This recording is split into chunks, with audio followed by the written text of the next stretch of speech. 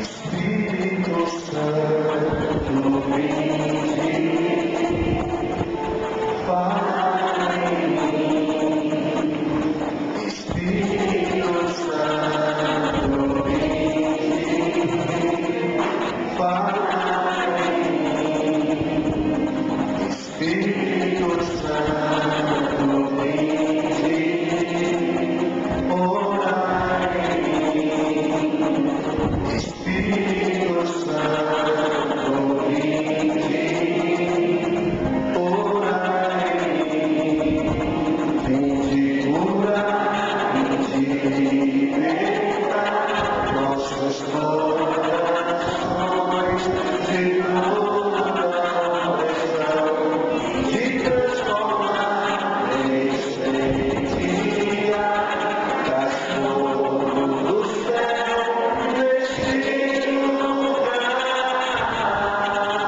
Assembleia, incendeia a minha alma, incendeia a minha alma, incendeia a minha alma, Senhor, incendeia a minha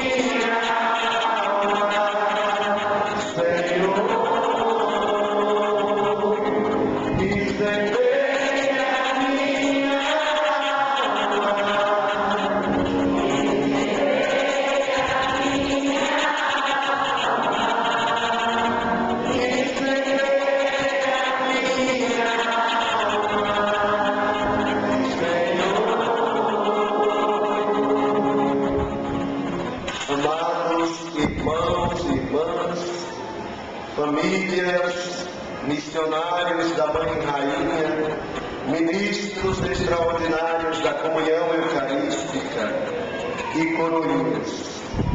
A palavra de Deus é sempre nova e eficaz.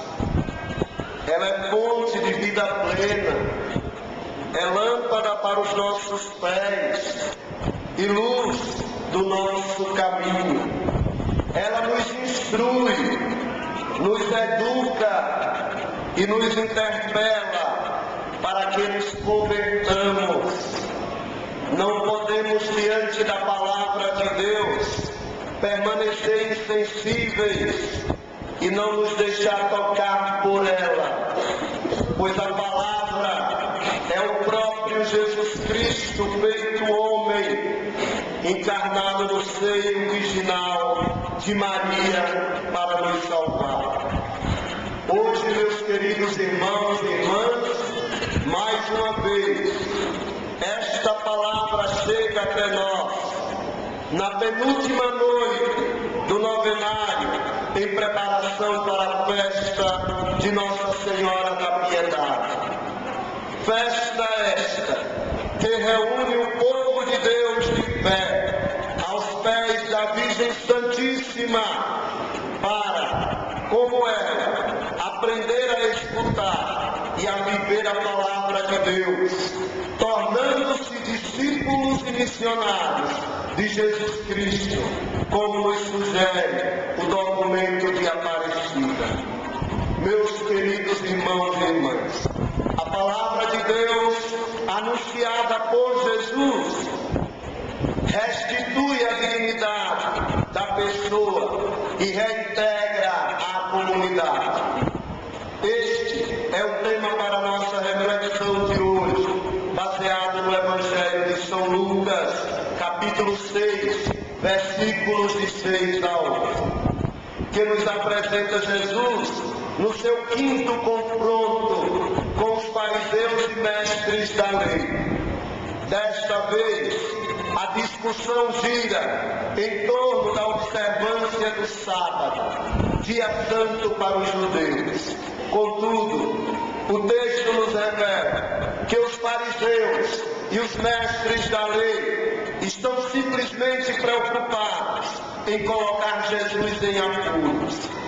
Mas a malícia dos mestres da lei e dos fariseus chocava-se com a determinação de Jesus de querer fazer sempre o bem. Embora soubesse que costumavam observá-lo com a intenção de encontrar nele motivo para acusá-lo, nosso Senhor Jesus Cristo mantinha-se fiel ao querer do Pai. É importante que o bem seja feito, seja qual for o dia. Não é simplesmente por ser um dia santo que eu vou deixar de servir ao irmão que sofre, de fazer o bem sem olhar a quem. Estando a ensinar na sinagoga, em dia de sábado, Jesus deu-se conta da presença de um homem cuja mão direita estava seca. O aleijado não lhe pediu para curar, não. Talvez estivesse escondendo esta mão só para não ser observado. Para a mentalidade das pessoas daquele tempo, ter a mão direita nestas condições era mau sinal, porque o indivíduo só podia servir-se da mão esquerda, tida como a mão dos maus augúrios e das más ações. Era vergonhoso participar de uma assembleia litúrgica e, por conseguinte, estar diante de Deus nestas condições. Por isso, a prudência aconselhava-o a manter-se discreto, a manter-se escondido. E pela vergonha, aquele homem estava quieto no meio do povo para não ser visto na sua deficiência. Tudo leva a pensar que aquele pobre homem era desprezado e deixado lá no canto por causa de sua deficiência física. Talvez lhe fosse até atribuído o estigma de ser um pecador e castigado por Deus por causa do seu estado. Era o dia sagrado de sábado, dia de guarda, no qual não se podia fazer nenhum trabalho, nem mesmo curar doentes. Jesus chamou esse homem: levanta-te, vem para o meio. Este é o convite do Senhor para inserir o homem no meio da comunidade, para reintegrá-lo, para devolver a vida. E o curou na frente de todos. A palavra e a atitude de Jesus ensinam muita coisa. São um convite para que aquela pessoa com deficiência tenha coragem e não se resigne a ficar no seu cantinho, que ocupe seu espaço e assuma sua dignidade. Jesus não a deixa sozinho com o seu problema, mas lhe estende a mão e a ajuda. E a todos os presentes dá a entender que aquela pessoa não podia ser desprezada e abandonada a si mesma. Jesus nos ensina a superar o preconceito, as barreiras que muitas vezes nos impedem de fazer o bem aos nossos irmãos e irmãs, de modo especial aos mais necessitados. A palavra e a atitude de Jesus desafiam os saudáveis, os fortes e fisicamente perfeitos, e superam qualquer preconceito e discriminação em relação às pessoas com deficiência, e a fazerem a sua parte para acolhê-las e para valorizar e promover a dignidade delas, com vigor e autoridade. Jesus conhece o coração do homem, conhece o coração de cada um de nós.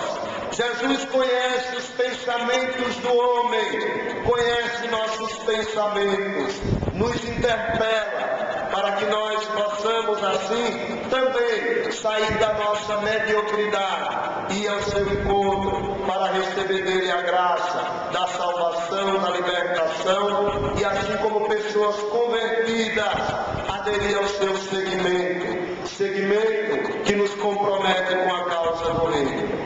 Aqui está o segredo da autoridade com que ensina Jesus. Não apenas ele ensina, mas liberta. Não só conhece a lei, como os outros rabis, porém conhece os homens em sua malícia e em sua bondade. Não põe no mesmo plano todas as prescrições da lei, mas põe a solidariedade e a fraternidade, a salvação de uma vida acima das observâncias exteriores desta mesma lei. E enquanto ele salva, os outros tramam sua ruína. Isso, infelizmente, ainda acontece no mundo de hoje.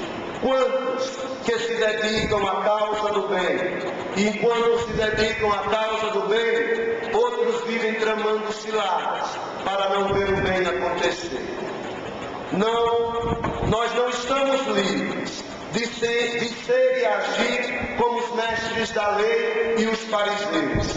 Às vezes, o ódio, a raiva, o desejo de vingança, a inveja pode nos tornar cegos e impossibilitados de enxergar no outro o bem que ele é capaz de fazer.